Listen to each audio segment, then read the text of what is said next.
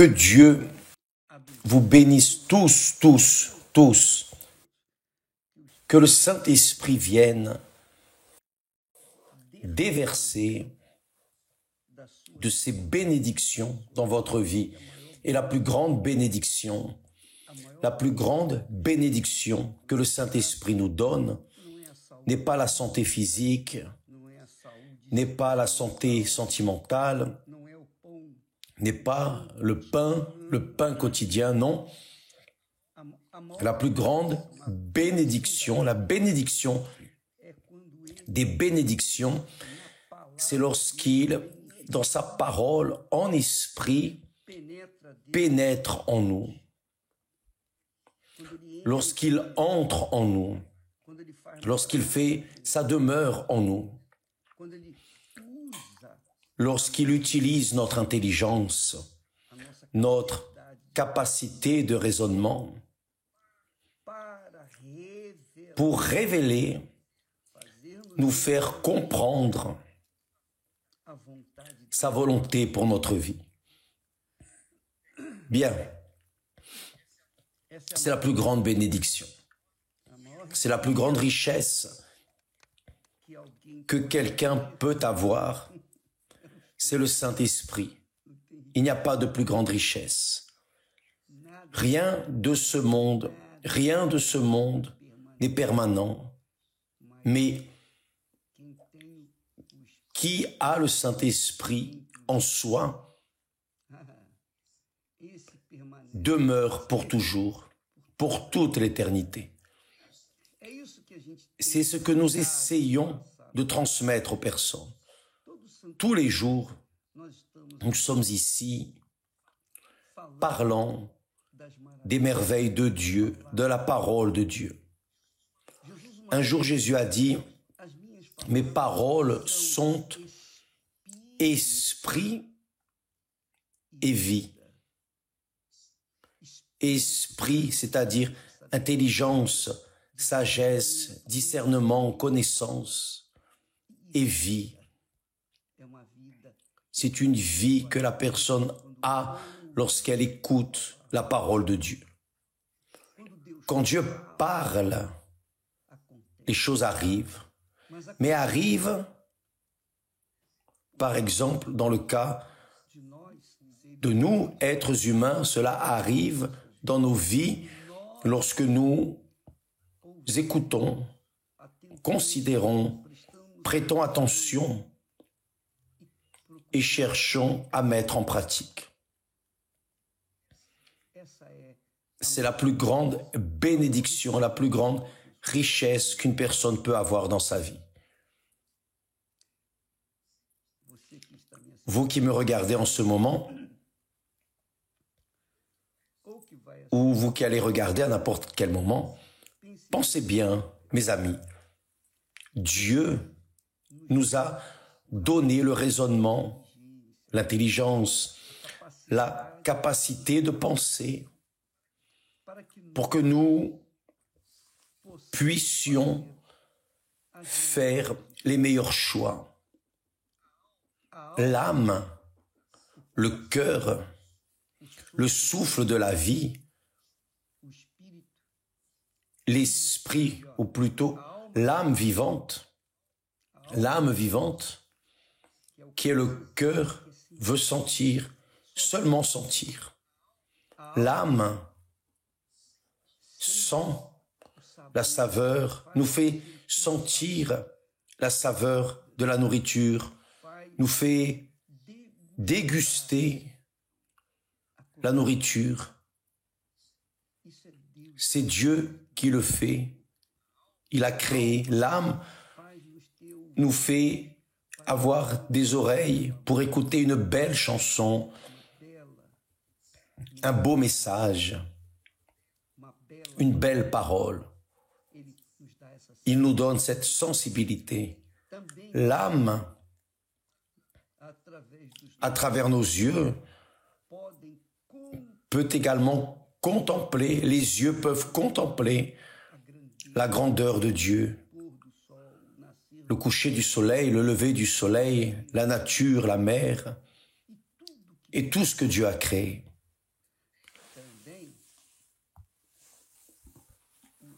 L'âme que Dieu nous a donnée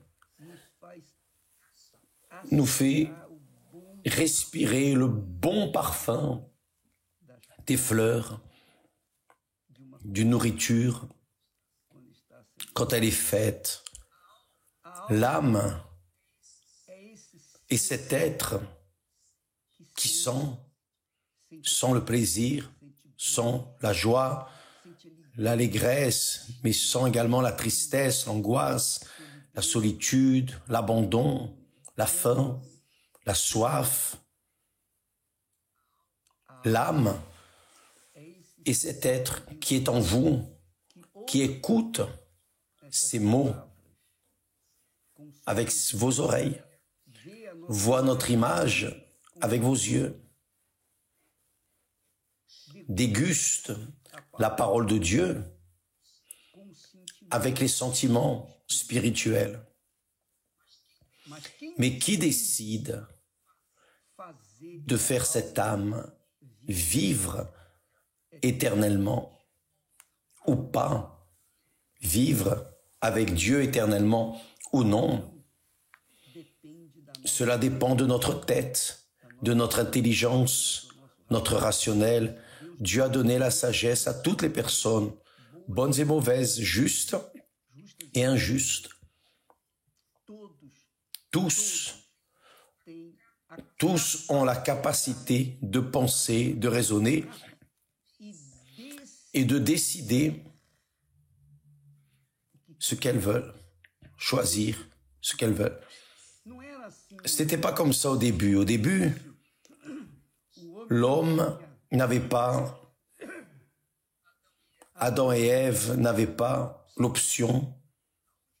La seule option qu'ils avaient, c'était le bien, écouter, obéir à la parole de Dieu. Ils ne savaient pas ce qu'était le mal, ils ne savaient pas ce qu'était le péché, ils ne savaient pas ce qu'était la mort, ils ne savaient pas ce qu'était la souffrance, la douleur, parce qu'il n'y avait que le bien, tout était parfait, tout. Dieu a mis un jardin rempli de fruits, de fleurs, de beauté, parfums. Tout cela est à vous, Adam et Ève. Profitez. Ayez le privilège de profiter du meilleur de cette terre. Mais cet arbre, ce fruit ici, n'y touchez pas, parce que le jour où vous y toucherez, vous mourrez. Ne faites pas ça. Juste ça. Mais la curiosité d'Ève,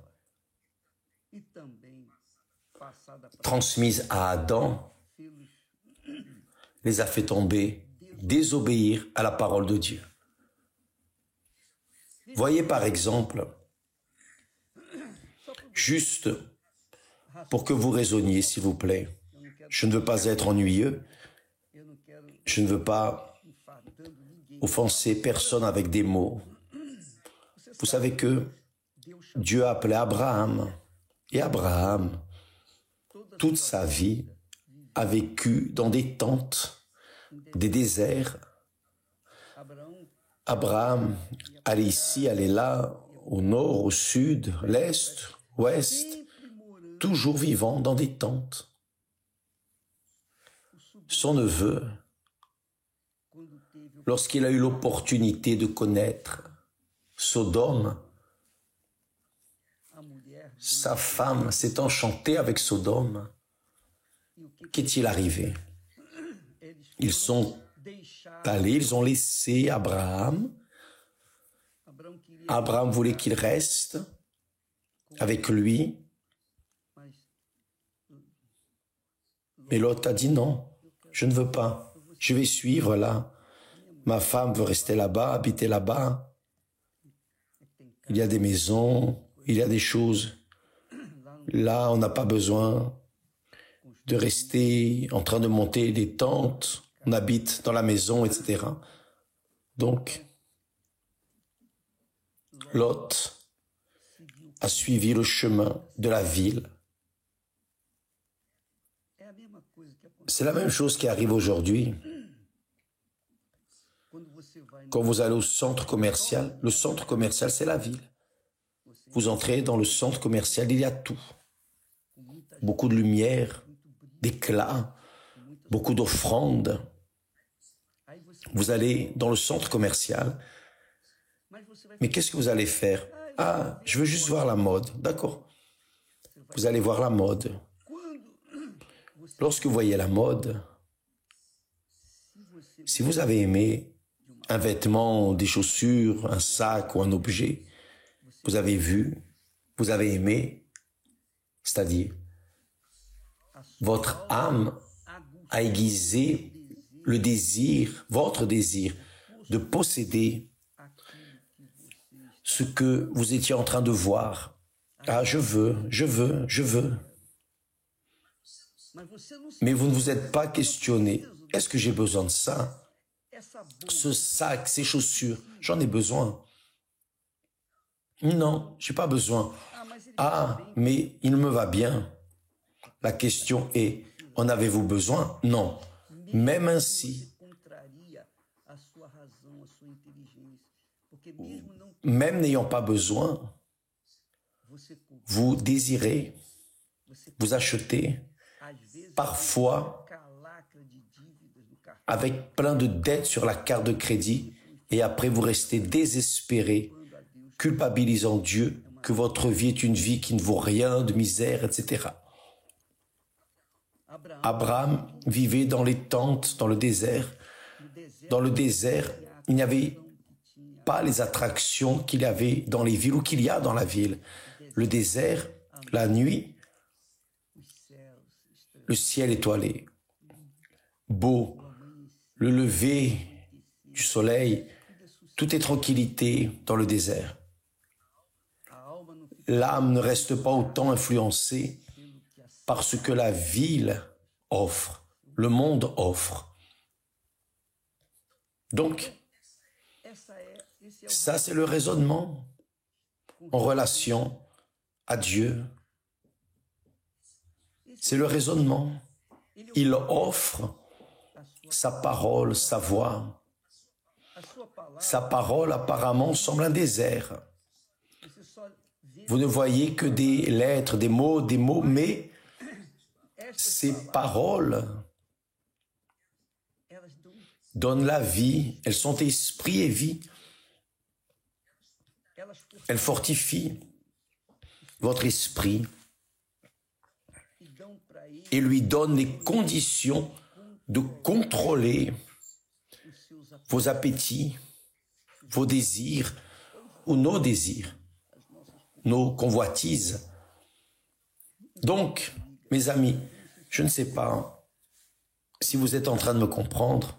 Ce que je veux dire, c'est que il y a une guerre que vous menez, que nous tous nous menons, entre l'intelligence, la raison, le rationnel, la tête, l'esprit et le cœur qui est l'âme.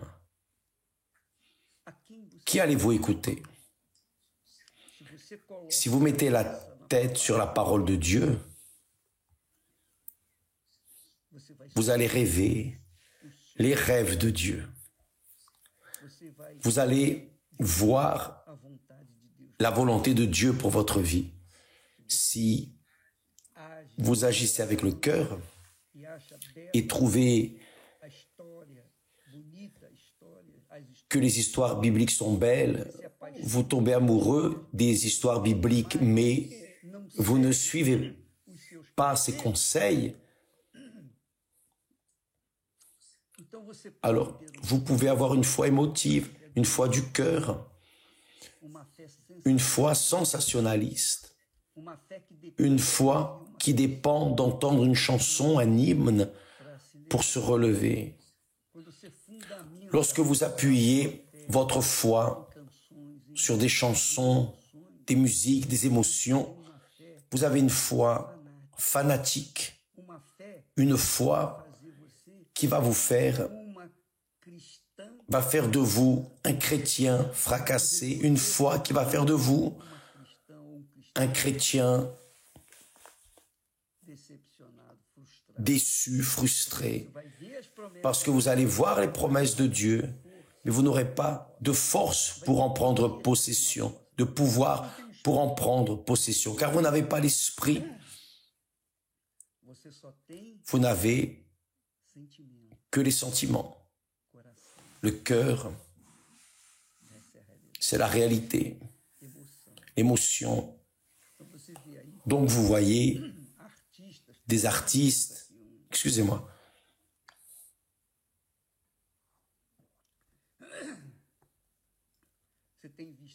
vous voyez là beaucoup de personnes, des influenceurs, artistes, chanteurs, joueurs, des personnes de succès, des personnes célèbres.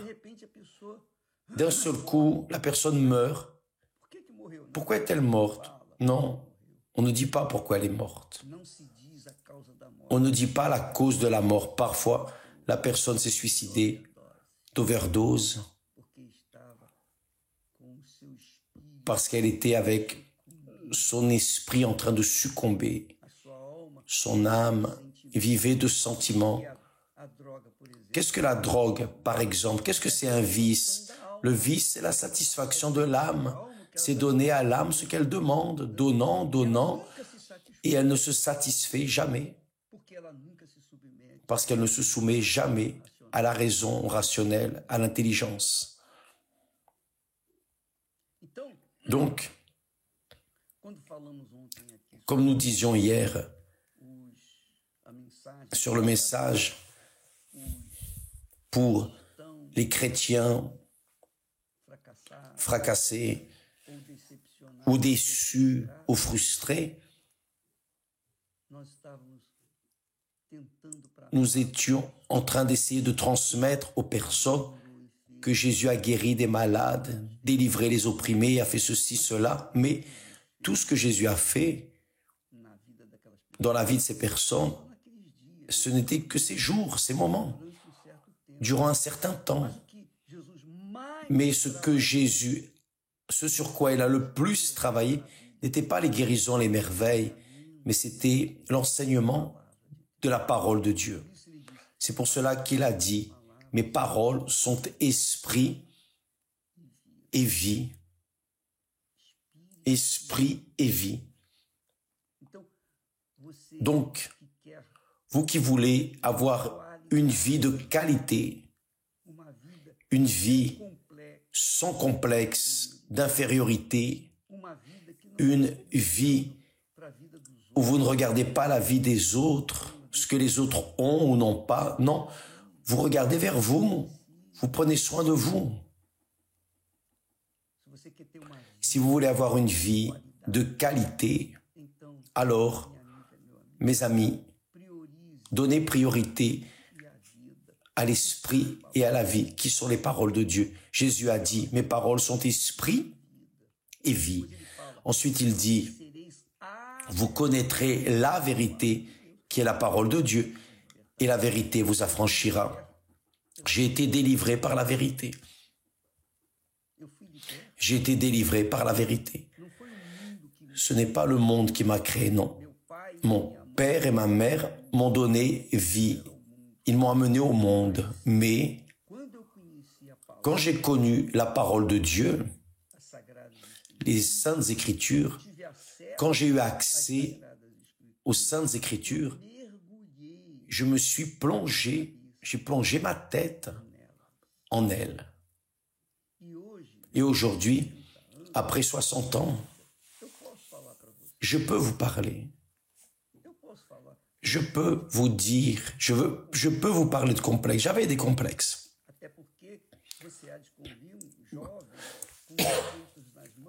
Vous devez convenir à un jeune avec des défauts aux mains, avait tout pour être frustré. Même ainsi, je ne l'étais pas. Dans les relations, fiançailles, non, pourquoi? Parce que j'étais en bas, parce que je ne connaissais pas la parole de Dieu. Quand j'ai pris possession de la parole de Dieu,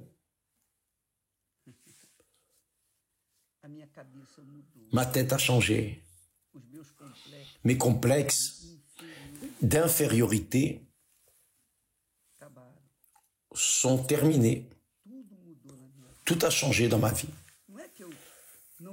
Ce n'est pas que je n'ai pas affronté de problèmes. Non, j'ai affronté beaucoup de problèmes. Vous en connaissez beaucoup. Mais Dieu nous a donné la victoire. Des luttes, des problèmes nous affrontons. Mais grâce à Dieu pour cela. Parce que j'ai appris avec les luttes.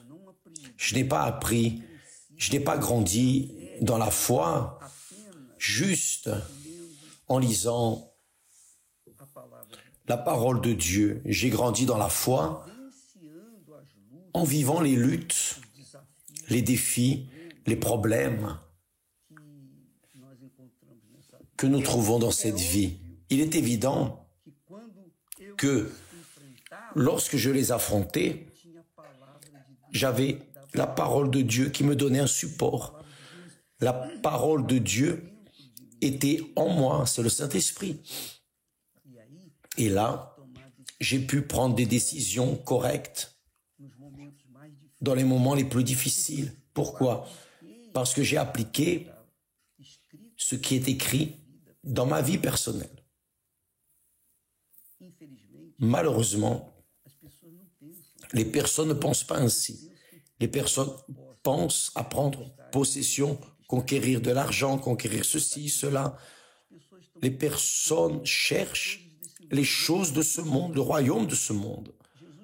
Jésus est venu et a dit, cherchez premièrement le royaume et la justice de Dieu. Cherchez d'abord le royaume de Dieu, c'est chercher que le Saint-Esprit, l'Esprit de la parole de Dieu, vienne régner dans votre tête et la conduire en accord avec sa volonté. C'est la réalité. Quand l'apôtre Paul enseigne, quand le Saint-Esprit plutôt enseigne à travers lui en disant si nous espérons en Christ seulement dans cette vie, nous sommes les plus misérables de tous les hommes. Et ce qu'il y a de misérable dans les églises, parce que beaucoup de personnes ne veulent que les bénédictions, focalisent leur vie, leur futur, tout, regardent vers les conquêtes matérielles. Le succès, pourquoi? Parce qu'ils regardent d'autres personnes qui sont également en train de faire du succès. Et Dieu seul sait comment. Ah, tel, ah, moi aussi je veux. C'est-à-dire, regarde le shopping du monde, le centre commercial du monde, et laisse de côté les cieux. Ayant les cieux comme votre toit, votre abri, quand la personne pense, raisonne sur la parole de Dieu, quand elle pense la parole de Dieu, elle pense comme Dieu pense. Et si elle pense comme Dieu pense, elle montre qu'elle a une foi solide, une foi palpable, une foi qui va la soutenir. Ainsi étaient les premiers chrétiens. Ni la mort, ni le feu, ni les lions dans les arènes, ni les persécutions, les injustices, les calomnies, rien n'a enlevé cette foi d'eux. Pourquoi? Parce que c'était l'esprit et la vie de Dieu en eux. Mes amis, cela est le meilleur que Dieu m'a donné. Ce que Dieu m'a donné, nous cherchons à vous le donner 100%, tout. Je veux que vous ayez au minimum, ce que Dieu me donne, au minimum. Comprenez-vous cela? En d'autres mots, Je veux que vous ayez infiniment plus que ce qu'il m'a donné. Je suis heureux de ça. Si cela arrive, grâce à Dieu. Et c'est ce que je veux que vous ayez. Mais ça ne sert à rien que je veuille. Ah, que Dieu vous bénisse. Je dois vous transmettre ce qui arrive avec moi. Les luttes, les difficultés, ce n'est rien. Absolument rien quand on a la pensée de notre Seigneur Jésus-Christ, qui est le Saint-Esprit. Le Saint-Esprit est le signe de votre alliance, de votre mariage, de votre pacte avec Dieu. Tout comme je porte l'alliance depuis 52 ans au doigt comme signe que je suis engagé, que j'ai un engagement ici sur terre avec Esther et vice-versa. Quand j'ai reçu le Saint-Esprit est le signe de Dieu en moi, le signe que nous sommes alliés, mariés. Et à cause de cela, de cette foi, donc viennent les luttes qui viendront. Nous sommes prêts pour affronter. Pourquoi? Parce que je sais que Dieu est avec moi et je veux que vous soyez aussi ainsi, que vous ayez une alliance avec Dieu de manière qu'au moment de la lutte, il y aura aussi des bons moments grâce à Dieu, mais il y aura des problèmes, il y aura des jours, des moments où vous allez vous sentir par terre, mais si vous avez cette conviction dans votre tête, vous allez supporter, vous allez vaincre, vous allez surmonter et vous allez vaincre. À celui qui vaincra, je lui donnerai de s'asseoir avec moi sur mon trône, grâce à Dieu, mon Père. Que le Saint-Esprit vienne vous illuminer. Que Dieu vous bénisse. Aujourd'hui, dans toutes les églises universelles du royaume de Dieu, nous serons en train d'enseigner comment s'armer avec l'armure de Dieu, comment se revêtir de l'armure de Dieu. Allez pour apprendre à mettre votre foi intelligente en pratique. Que Dieu vous bénisse tous et à demain, grâce à Dieu.